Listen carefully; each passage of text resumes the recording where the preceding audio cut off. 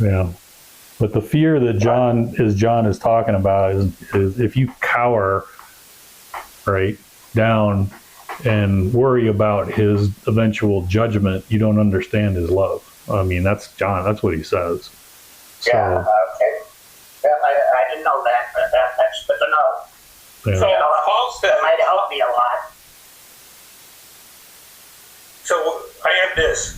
When Paul tells us to work out our salvation with fear and trembling, he means that we are to give careful attention to our actions and behavior, making sure that we represent the one who saved us with honor and humility. Mm-hmm. Yeah. There you go, Mike. That sounds good, Mike. I like that. Same. Oh, I mean, I didn't write it. I think Charles I know how you like that response. I know you read it, but you come up with the response. That was an excellent response, Mike. Same thing we talked about when we studied James, right? I mean, what did James say when we were talking about, this? I'll show you my faith by my what? Words. Yeah. You say you have faith and all it is lip service, la, la, la, la, la, la, la.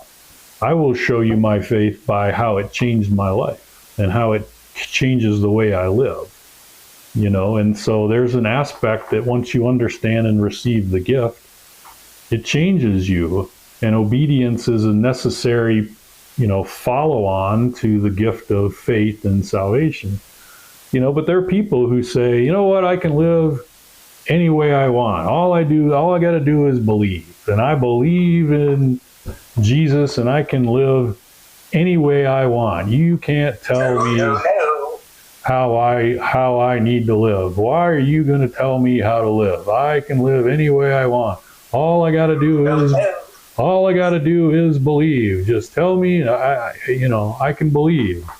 Well, I mean, people who love that statement, Romans chapter 6 is for them, and we'll cover that quite in depth at that, because what Paul says there to finish that thought is, what shall we say then? Are we to continue to sin so that grace might increase?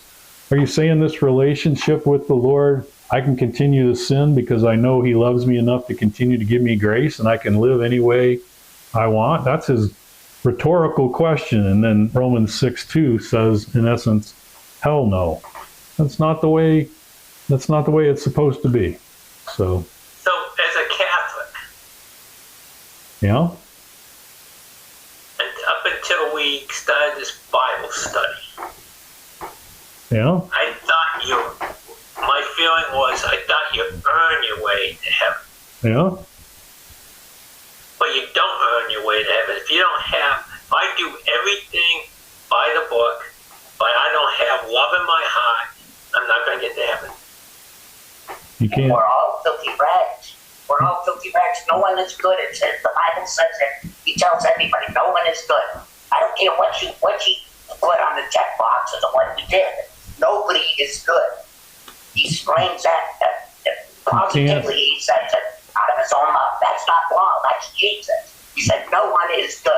You can't earn it, for sure.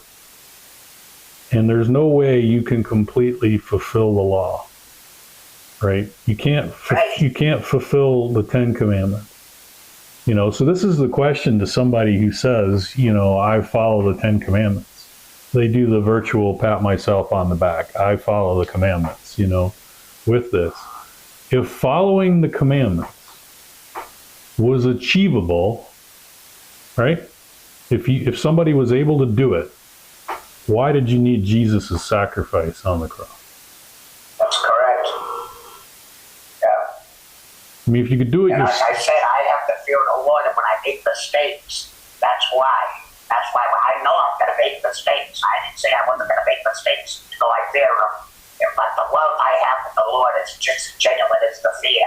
I put it together and it works great. Well, it's not just Catholic upbringing, right, that has that question. There's all sorts of denominations that teach you got to keep the commandments. This is not only a Catholic thing. But they teach requirement to keep the commandments, even though it's not possible to do that. Why would you keep somebody on a perpetual hamster wheel, spinning and spinning and spinning, trying to keep something that the Bible says you can't do it? You know, I mean, that's insanity, right? I mean, doing the same thing and expecting a different result. Didn't Einstein say that was insanity? And how do you reconcile the hamster wheel with Jesus saying, I have come, mercy and forgiveness, with mercy and forgiveness. I have come to give you rest. Because the Pharisees kept the Jewish people on the hamster wheel forever. You got to keep this, you got to keep this, you got to do this, you got to do that. I'm creating a bunch of rules. You got to keep this rule.